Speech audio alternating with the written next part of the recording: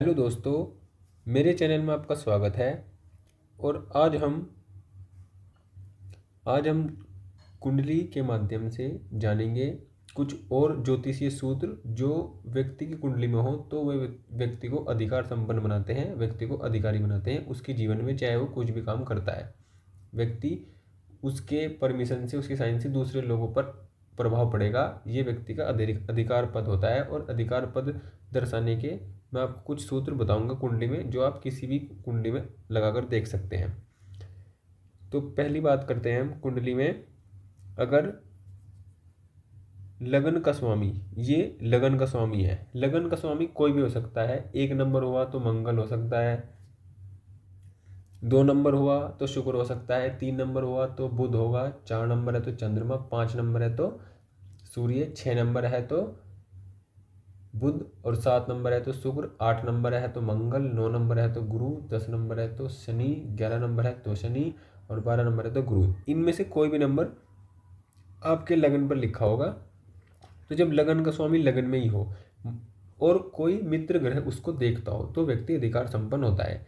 जैसे जैसे अगर लगन में 1 नंबर लिखा है और मंगल लगन में है, तो गुरु अगर यहाँ बैठे हों, गुरु अगर यहाँ पर बैठे हों, गुरु अगर यहाँ पर बैठे हों, तो लग्नेश लगन में है और मित्र ग्रह उसको देखता हो, तो ये अधिकारी बनने का योग होता है। किसी भी कुंडली में अगर ऐसा हो तो व्यक्ति देख सकता है, आजमा सकता है। दूसरा सूत्र ये है कि जब भी किसी कुंडली में तीसरे घर में, ये तीसरा घर है, और तीसरे घर में सूर्य हो, और छठे घर में, ये छठा घर है, छठे घर में शनि हो। जब भी किसी कुंडली में तीसरे घर में सूर्य हो और छठे घर में शनि हो, तो भी ये अधिकार संपन्न योग कहलाता है। इसमें भी इस योग में भी व्यक्ति अधिकारी बनता है। दूसरा सूत्र है कि जब दूसरे भाव को स्वामी, ये दूसरा भाव है, ये दूसरा भाव है, दूसरा भाव में कोई भी राशि हो सकती है, लेकिन ये भाव दूसरा ही होगा। दूसरे भाव का स्वामी अगर दशम में हो तो ये भी, दूसरे भाव का स्वामी अगर दशम में हो तो ये भी एक अधिकारी बनने का योग होता है। अब हम अगले की बात करते हैं। दशम का स्वामी अगर 11 में हो, दशम का स्वामी अगर 11 में हो और 11 का स्वामी दशम में हो, तो ये भी एक योग है अधिकारी का।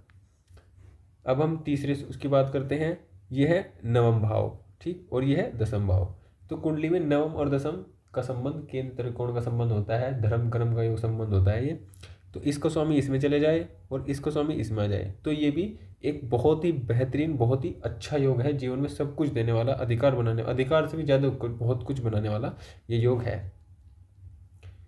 अब अगर हम बात करते हैं कुंडली में पंचम भाव का स्वामी, और ये नवम भाव का स्वामी है। ये 5वां घर है और ये 9वां घर है। पंचम भाव का स्वामी और नवम भाव का स्वामी कुंडली के दशम में हो, एक साथ कहीं दशम में हो या फिर लगन में हो। पंचम भाव का स्वामी और नवम भाव का स्वामी एक साथ लगन में हो या दशम में हो, तो भी व्यक्ति अधिकार संपन्न होता है और व्यक्ति अपना अच्छा जीवन यापन करता है। अगर कुंडली में तीसरे घर का स्वामी, ये तीसरा घर है, तीसरे घर का स्वामी और 10वें घर का स्वामी भी एक साथ हो, तो भी ये व्यक्ति को अधिकार संपन्न बनाता है।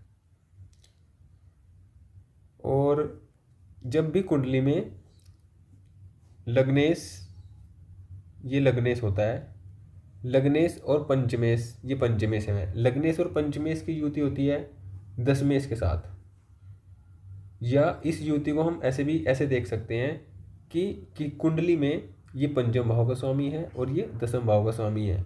कुंडली में पंचम भाव का स्वामी और दशम भाव का स्वामी कहीं भी एक साथ बैठे हों, तो ये 101% कुंडली में सरकारी नौकरी का योग होता है या अधिकारी बनने का योग होता है, कहीं भी बैठे हों।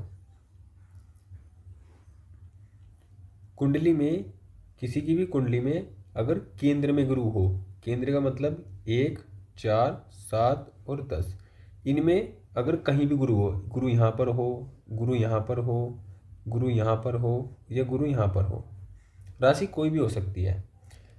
जब भी कुंडली में केंद्र में गुरु होता है तो भी ये व्यक्ति को अधिकारी बनाता है और अधिकारी बनाने वाली स्थितियाँ इसके जीवन में लाता है।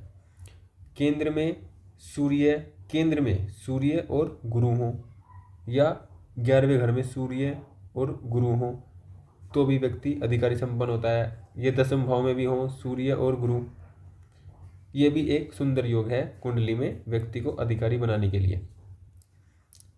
जब भी कुंडली में 10वां भाव स्वामी, ये दशमेश है और ये सप्तम भाव का स्वामी एक साथ होते हैं तो व्यक्ति व्यापार में बहुत ऊंचाइयाँ पाता है, बहुत ऊंचाइयों पर जाता है। व्यापार के मामले में बहुत अधिक ऊंचाइयों पर जाता है। जब भी कुंडली में शुक्र और शनि एक साथ हों, शुक्र और शनि एक साथ हों, विशेषतः 2 नंबर राशि में हों या 7 नंबर राशि में हों, तो ये भी एक बहुत अच्छा योग है। अधिकारी या किसी बड़े पद पे जाने के लिए बहुत अच्छा योग होता है जब शुक्र और शनि एक साथ हों, विशेषतः 2 नंबर राशि में हों और 7 नंबर राशि में हों। इन सभी सूत्रों को देखकर आप अपनी कुंडली में देख सकते हैं और अपनी या अपने किसी प्रियजन की कुंडली में देखकर इन सूत्रों को लगाकर देख सकते हैं कि आप अपने जीवन में अधिकार पद पर जाएंगे या नहीं जाएंगे, या आपकी कैसी स्थिति रहेगी।